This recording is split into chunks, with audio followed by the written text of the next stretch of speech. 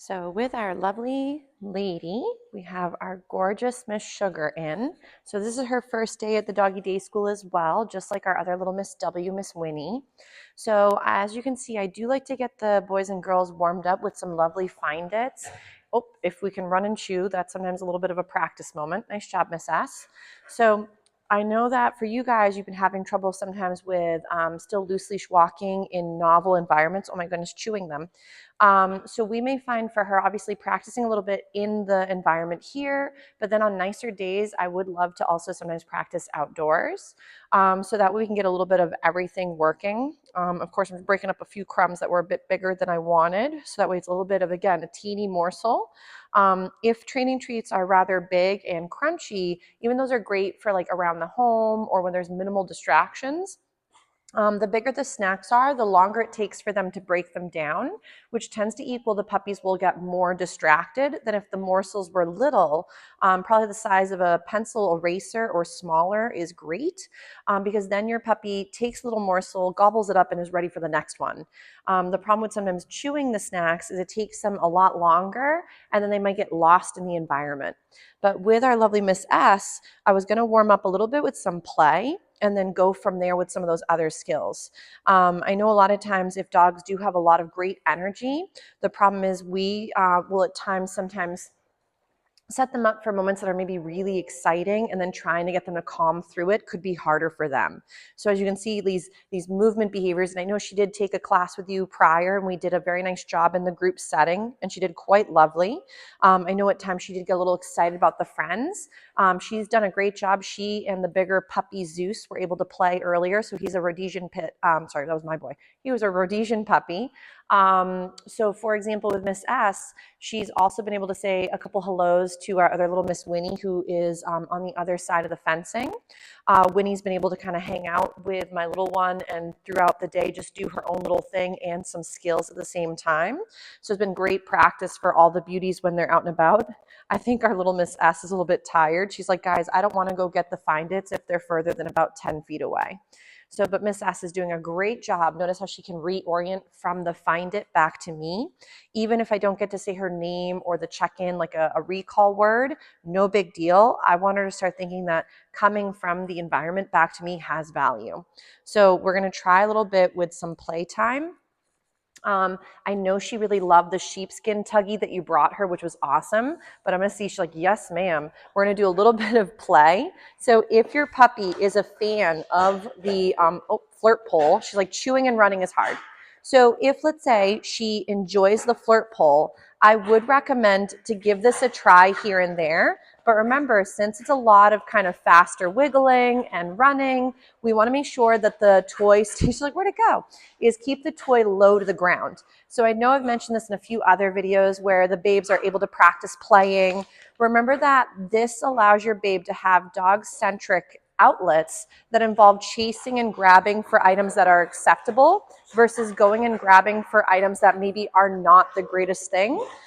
So for example, your other pets, or going and chasing, things that are moving like bicycles. So remember, giving your puppy an outlet that is dog-centric allows your pup to have a healthy outlet, nice job, cuteness, where they can practice normal dog behavior, but on something we've deemed socially acceptable. So ready, go get it. So again, my toy is just low on the ground. If I do switch up the direction, I want to make sure she has enough wiggle room. Oh, she's like, I've almost caught it. Enough wiggle room where she can reach it without doing really extreme pivots or jumping.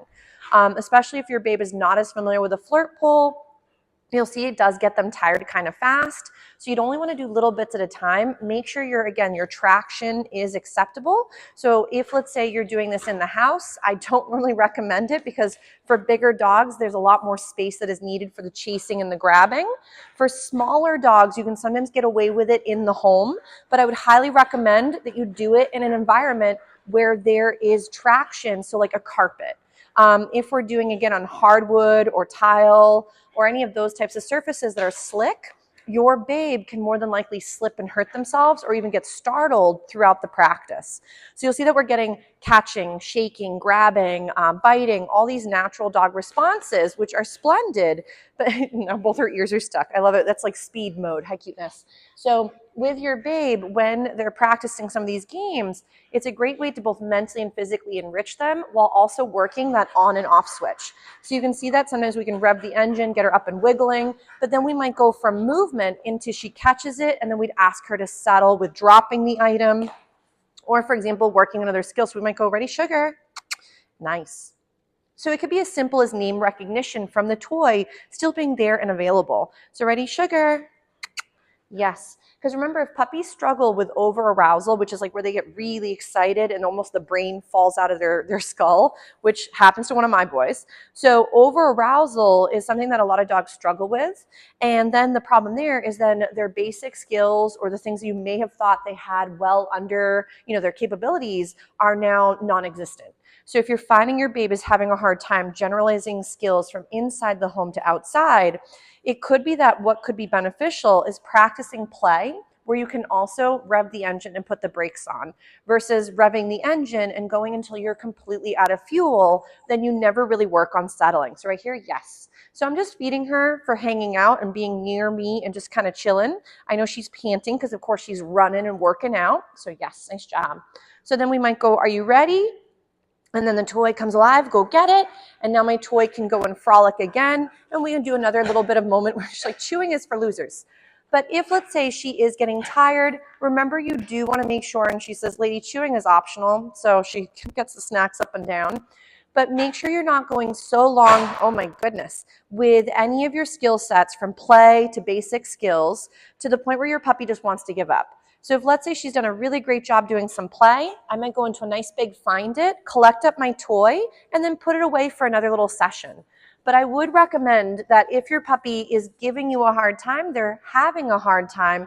So maybe there's certain elements that she needs to work on prior to working other skills. So, oh my goodness, chewing, madam. So we may find too, some of her treats are a little crunchier. So I think she has a hard time getting them down. So I'm not saying that all her treats have to be slimy or gooey or like, for example, meat-based that are sometimes a little bit more slippery. But we may find for her that maybe the softer, chewier treats are easier than some of those crunchies that she had. But she's maybe going to go grab, do you want to go grab some water, you wild woman? She's like, no, I really would rather have more snacks again. So obviously play, great way to rev and put the brakes on. So that on-off switch, great little reset with that lovely little shake off. So maybe what we'll do is we'll give her a little breather, let her get a drink of water, and then we'll work a few more skills. She's like, oh, I've got to fix that cute little ears because, of course, when they get flopped over, there we go. Nice job, cuteness. So, but Miss S is doing splendid for her first day at doggy day school, but I think the crunchy treats, just like a few of the other puppies, they have a harder time getting them down as they're panting and working as well sometimes. She's like, lady, I know where you put the flirt pole. I know it's hiding on the shelf. Sugar.